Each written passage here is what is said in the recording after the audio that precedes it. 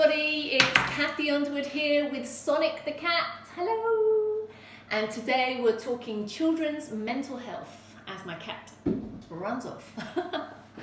So welcome to my 6th vlog, and like I said, this week there's been a campaign to highlight children's mental health.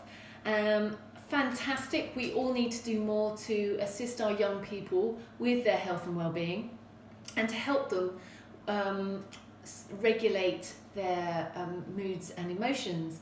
Now, the reason I say that is because I'm looking at the Children's Society statistics here, and it's pretty shocking that 1 in 10 school children are now suffering from mental health conditions.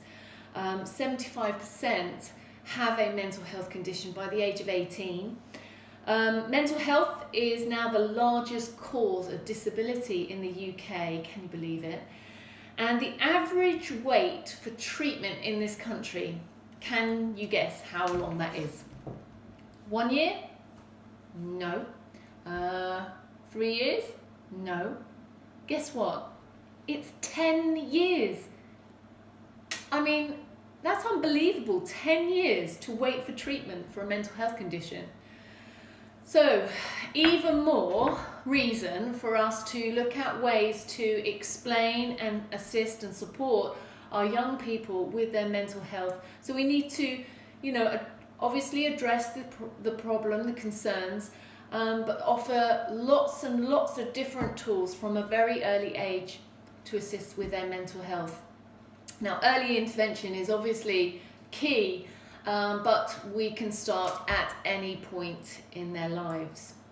Now, this is very poignant because last year I launched the IMT yoga therapy training, inclusive movement therapy training, and it's basically offering lots of different ideas to parents, carers, tutors, professionals, OTs, you name it, anyone who supports children, individuals or groups with any mental health condition or any complex and diverse needs. So we address particularly areas of complex autism, ADHD, special educational needs, global developmental delays. I work alongside Michaela Shoulders, who is an occupational therapist and works for the London Children's Society. And I also work with Timia Varag, who's a Senko teacher, yoga and mindfulness tutor. I myself work within the mental health arena. I work for the Priory as a yoga sessional therapist, and I also work at the Treehouse School for Autism in Muswell Hill. So together we have a body of experience, and together we have lots of different ideas to assist with children's health and well-being. Now, I love to recommend lots of books, so today I'm going to start with one of the IMT participants, one of our students, and that is Nicola Harvey, who wrote this fantastic book. Now it's called Mindful Little Yogis. I hope you can see it. And she came along to do our course last year, and she asked us to endorse her new book. And if you take a look at the back, you'll see a little comment from each and every one of us, and also in the front too. So absolutely delighted to endorse this wonderful, wonderful book. Now, I'm going to use a few of the techniques that both Nicola and the IMT yoga team use, but one thing I did enjoy reading was this idea of how to explain our feelings to children. How do you explain it? So Dr. Dan Siegel explains it really well. He uses the hand, and he labels different parts of the hand in conjunction with the brain. So we've got here the wrist, which is the brain, the spinal cord, and that leads into the skull. And then you've got the main brain stem here. We've got the limbic part of the brain. Now this is where all your pretty big emotions are stored. Fear, pain, upset, all those emotions that can lead us if really inflamed, lead us into escalation. Okay, now we call this the downstairs part of the brain. Now the upstairs is the rational part of our brain, this neocortex, and that kind of closes over and helps regulate that fiery part of the brain, the limbic brain. So it's really important that we explain to children that it's okay to have all these big emotions, but we do need these wonderful tools in order to regulate and feel calm or be able to cope with those big feelings. So I thought that was a really nice way of explaining why we might flip our lid because of all these feelings.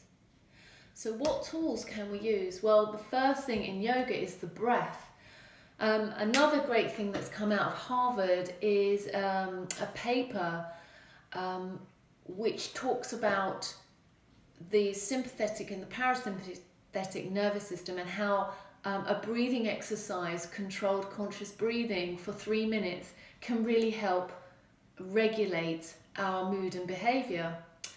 So that's great for us adults, but how do we teach that to young people? Well, one way is to give them some really simple, fun tools. One is bubbles, where we encourage them to breathe in through the nose and slowly out of the mouth.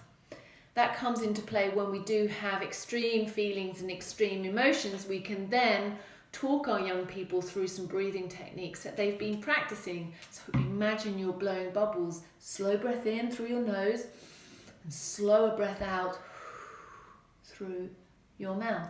So that's really simple with our bubbles. We breathe in and we breathe out. We have that wonderful sensory thing as well with the bubbles. We can see it, we can feel it and touch it, and it's floating in the air. It's nice and soothing. So that's a little technique. Also, don't forget the power of distraction. When we are escalating and our feelings, our mood is very high, there is a power once we've talked about our feelings to use things that can distract and help calm everything down.